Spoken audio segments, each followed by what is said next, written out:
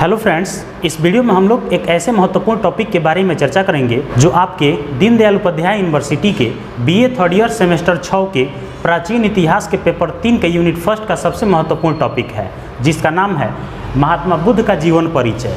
तो आज हम लोग इस वीडियो में विस्तार पूर्वक महात्मा बुद्ध से रिलेटेड जितने भी महत्वपूर्ण ऑब्जेक्टिव क्वेश्चंस बन सकते हैं उन सबको एक एक करके विस्तार पूर्वक शॉर्टकट तरीके से समझने का प्रयास करेंगे। अगर आपके प्राचीन इतिहास के पेपर 3 का कोर्स कोड AAC 306 है तो आपके लिए ये वीडियो बहुत ही महत्वपूर्ण साबित होने वाली है, क्योंकि आज हम आपको इस वीडियो में प्राचीन इतिहास के पेपर 3 के यूनिट फर्स्ट में जितने भी महत्वपूर्ण ऑब्जेक्टिव क्वेश्चंस हैं उन सबको एक एक करके शॉर्टकट तरीके से आसानी से आप तक पहुंचाने का पूर्ण प्रयास करेंगे। उम्मीद है कि आपको इस वीडियो के माध्यम से कुछ दिनों पश्चात होने वाले सेमेस्टर 6 के एग्जाम की तैयारी करने में काफ़ी सहूलियत मिलेगी। ये जो आपका टॉपिक है महात्मा बुद्ध का जीवन परिचय, इससे आपके सिर्फ सेमेस्टर 6 के एग्जाम में ही नहीं, अनेकों तरह के जितने भी कॉम्पिटिटिव एग्जाम हैं उन सब में अगर आपको जीके पढ़ना होगा तो उसमें भी इनसे प्रश्न पूछे जाते हैं। और ये एक ऐसा टॉपिक है जो हर तरह के कॉम्पिटिटिव एग्जाम में इससे क्वेश्चंस पूछे जाते हैं। तो आज हम लोग इस वीडियो में विस्तार पूर्वक समझेंगे कि महात्मा बुद्ध कौन थे, महात्मा बुद्ध क्या उपदेश दिए थे, उनका जीवन परिचय क्या है, उनका जन्म स्थान कहाँ है, उनके माता का नाम, उनके पिता का नाम, उनके बचपन का नाम, इन सभी पॉइंट्स को हम लोग एक एक करके आसान भाषा में चार्ट के माध्यम से विस्तार पूर्वक समझने का प्रयास करेंगे।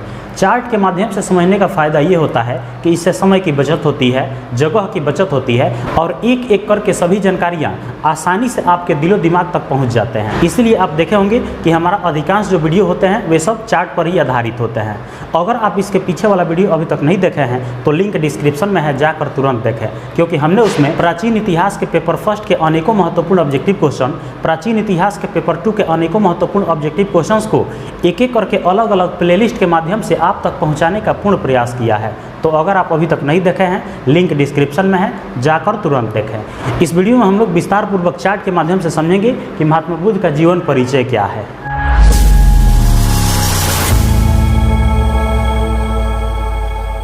तो सबसे पहले हम लोग समझते हैं कि गौतम बुद्ध से रिलेटेड कौन कौन से महत्वपूर्ण जानकारियां हैं जो आसान भाषा में शॉर्टकट तरीके से बहुत ही कम समय में आपको आसानी से समझ में आ जाए। तो एक साइड हमने क्या लिखा है कि उसके जो मेन पॉइंट है उसको दर्शाया गया है और इसका जो भी आंसर होगा वह इस साइड दर्शाया जाएगा। तो सबसे पहले पॉइंट की अगर बात किया जाए तो महात्मा बुद्ध का वास्तविक नाम क्या था। वास्तविक नाम का मतलब होता है कि उनका जो जेन्युइन नाम था वह क्या था, उनको किस नाम से जाना जाता था। तो महात्मा बुद्ध का वास्तविक नाम क्या था? सिद्धार्थ था। महात्मा बुद्ध का वास्तविक नाम क्या था? सिद्धार्थ था। दूसरा नंबर पॉइंट की अगर हम बात करें तो महात्मा बुद्ध का जन्म स्थान कहाँ था। ये जो भी पॉइंट्स हैं ये सब किससे रिलेटेड है? महात्मा बुद्ध से ही रिलेटेड हैं। तो हम शॉर्टकट तरीका में आपको बताने का प्रयास करेंगे, आप समझदार हैं, समझ जाएंगे। तो जन्म स्थान कहाँ था? जन्म स्थान था लुम्बिनी।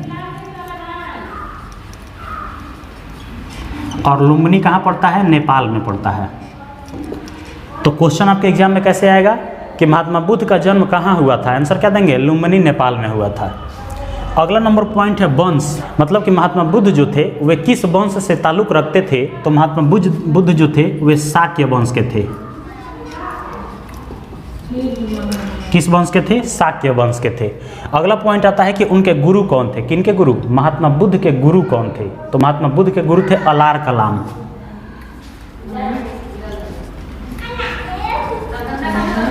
महात्मा बुद्ध के गुरु कौन थे? अलार कलाम थे। अगला पॉइंट है महात्मा बुद्ध को ज्ञान की प्राप्ति कहाँ हुई थी। ज्ञान की प्राप्ति मतलब कि महात्मा बुद्ध को कहाँ ज्ञान की प्राप्ति हुई थी। तो इसका आंसर क्या हो जाएगा? बोध गया में। ज्ञान की प्राप्ति कहाँ हुई थी? बोध गया में। किसको ज्ञान की प्राप्ति हुई थी? महात्मा बुद्ध को। अगला नंबर पॉइंट है माता का नाम, मतलब किनके माता का नाम? महात्मा बुद्ध के माता का नाम। तो माता का नाम क्या था? माया देवी। बुद्ध के माता का क्या नाम था? माया देवी था। कहीं कहीं माया देवी देता है, तो आंसर क्या लेंगे? माया देवी नाम था। अगला पॉइंट है पिता का नाम, मतलब कि महात्मा बुद्ध जो थे उनके पिता का क्या नाम था। तो महात्मा बुद्ध के पिता का क्या नाम था? सुदोधन नाम था। महात्मा बुद्ध के पिता क्या नाम था? सुदोधन नाम था। अगला पॉइंट है प्रथम उपदेश स्थान, मतलब कि महात्मा बुद्ध जो थे वे अपना प्रथम उपदेश कहाँ दिए थे, किस स्थान पर दिए थे। तो इसका आंसर क्या हो जाएगा? सारनाथ में दिए थे। प्रथम उपदेश कहाँ दिए थे? सारनाथ में दिए थे। अगला पॉइंट है प्रथम उपदेश का नाम, मतलब प्रथम उपदेश जो दिए थे उसको किस नाम से जाना जाता है। तो आपके एग्जाम में क्वेश्चन क्या आएगा कि महात्मा बुद्ध के द्वारा दिया गया प्रथम उपदेश को किस नाम से जाना जाता है। तो आप आंसर क्या देंगे? धर्म चक्र प्रवर्तन के नाम से जाना जाता है।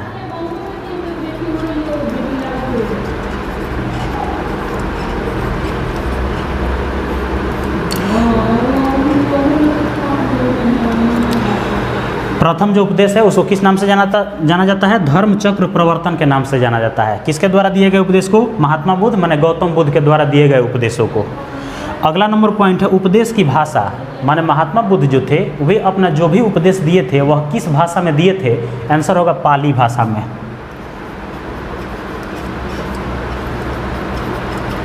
महात्मा बुद्ध अपना जो भी उपदेश दिए थे वो किस भाषा में दिए थे? पाली भाषा में दिए थे। अगला पॉइंट है त्रिपिटक का संबंध, मतलब कि जो त्रिपिटक है उसका संबंध किससे है? तो त्रिपिटक का संबंध है बौद्ध धर्म से।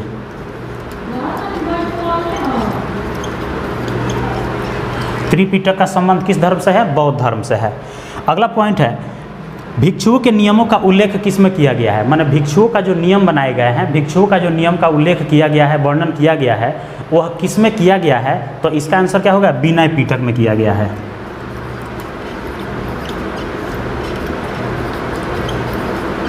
किसमें किया गया है? विनय पिटक में। त्रिपिटक जो बनाया गया है तो विनय पिटक होता है, अभिधम पिटक होता है, सूत पिटक होता है। तो उसमें से जो विनय पिटक है उस विनय पिटक में भिक्षुओं के द्वारा भिक्षुओं के लिए जो भी नियम बनाए गए हैं उसका उल्लेख किया गया है, उसका जिक्र किया गया है। अगला पॉइंट है जातक कथाओं का संबंध, माने जातक कथाओं का संबंध किससे है? तो जातक कथाओं का जो संबंध है वह है बौद्ध धर्म से।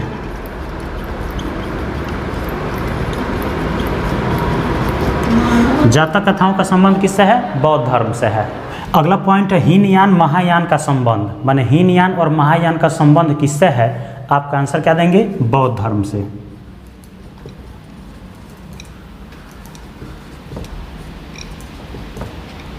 हीनयान और महायान का जो संबंध है वह किस धर्म से है? बौद्ध धर्म से है।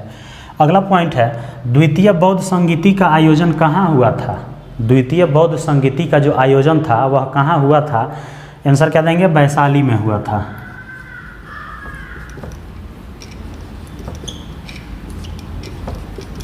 द्वितीय बौद्ध संगीति का आयोजन कहाँ हुआ था? वैशाली में हुआ था।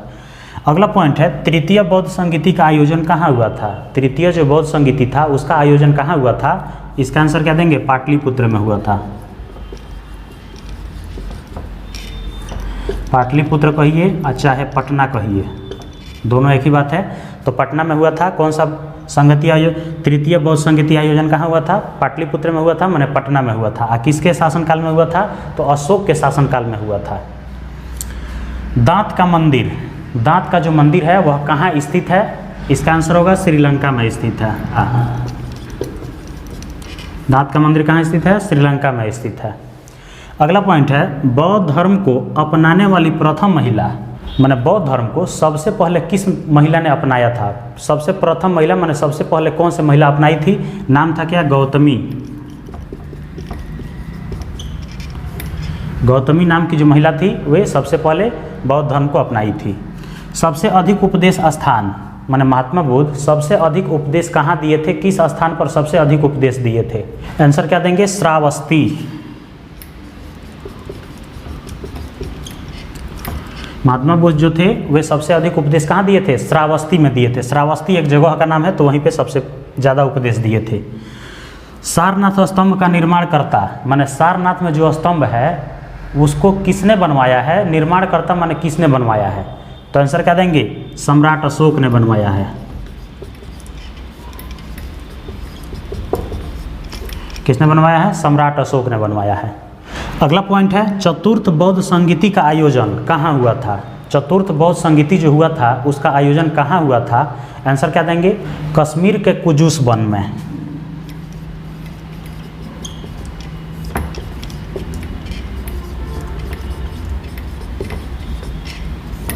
क्या आंसर होगा? कश्मीर के कुजुस वन में दिए थे। कौन सा आयोजन? चतुर्थ बौद्ध संगीति का आयोजन।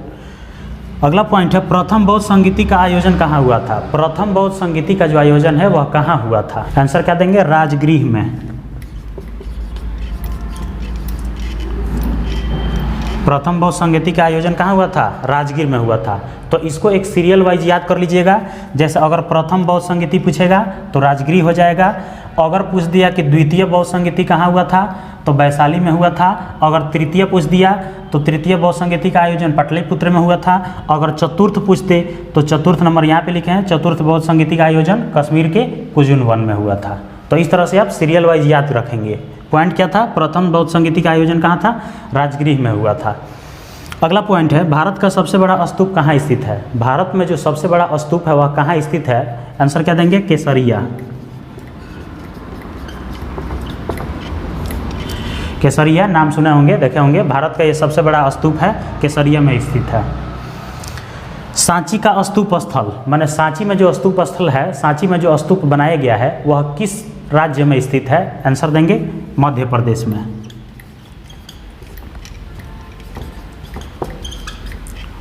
सांची का जो स्तूप है वह कहाँ स्थित है? मध्य प्रदेश में स्थित है।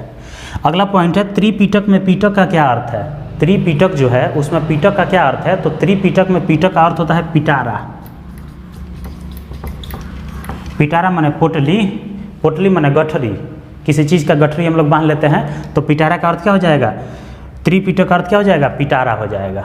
अगला नंबर पॉइंट है, बुद्ध का जन्म, माने महात्मा बुद्ध जो थे उनका जन्म कब हुआ था? तो इसका आंसर क्या देंगे? 623 ईसा पूर्व।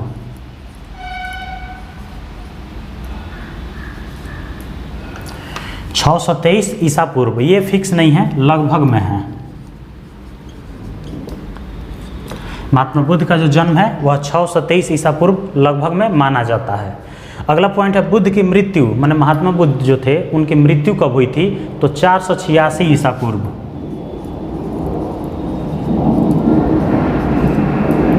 मृत्यु कब हुई थी? 486 ईसा पूर्व। ये भी फिक्स नहीं है, ये भी लगभग में ही है। तो 486 ईसा पूर्व मृत्यु हुई थी और 623 ईसा पूर्व जन्म हुई थी। किसकी जन्म हुई थी? महात्मा बुद्ध के जन्म हुई थी।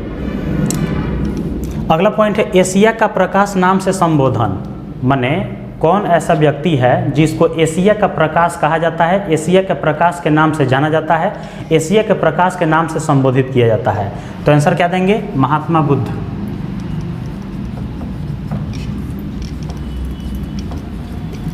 महात्मा बुद्ध को किस नाम से जाना जाता है? एशिया का प्रकाश के नाम से जाना जाता है।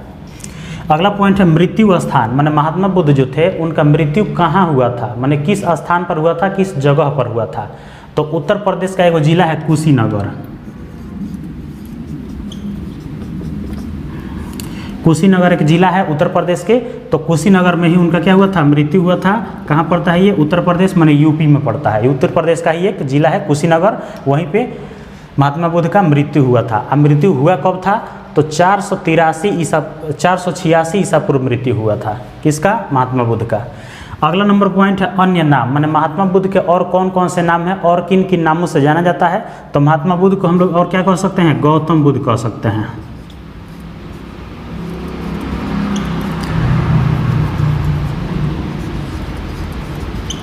महात्मा बुद्ध को और क्या कह सकते हैं? गौतम बुद्ध कह सकते हैं। इसके अलावा शाक्य मुनि कह सकते हैं। गौतम बुद्ध को शाक्य मुनि भी कह सकते हैं, चाहे केवल बुद्ध भी कह सकते हैं। तो महात्मा बुद्ध को इस प्रकार से अलग अलग नामों से जाना जाता है। तो ये थे महात्मा बुद्ध के जीवन परिचय से रिलेटेड कुछ महत्वपूर्ण जानकारियाँ, जिसको हमने एक चार्ट के माध्यम से बहुत ही आसान भाषा में, बहुत ही कम समय में आसानी से आप तक पहुंचाने का प्रयास किया। उम्मीद है कि आपको सभी पॉइंट्स बहुत बढ़िया से समझ में आए होंगे और इस वीडियो के माध्यम से कुछ दिनों पश्चात होने वाले सेमेस्टर 6 के एग्ज़ाम की तैयारी, साथ ही साथ जितने भी कॉम्पिटिटिव एग्ज़ाम हैं उन सब की तैयारी करने में काफ़ी सहूलियत मिलेगी। अगर आपके मन में कोई डाउट है, कोई प्रश्न है, कोई कन्फ्यूजन है तो कमेंट सेक्शन में पूछ सकते हैं। अगर आपको इस प्रकार से पढ़ाने का तरीका पसंद आ रहा होगा तो कमेंट में अपना राय जरूर दें। लौटेंगे बहुत ही जल्द किसी नए टॉपिक के साथ, तब तक के लिए जय हिंद।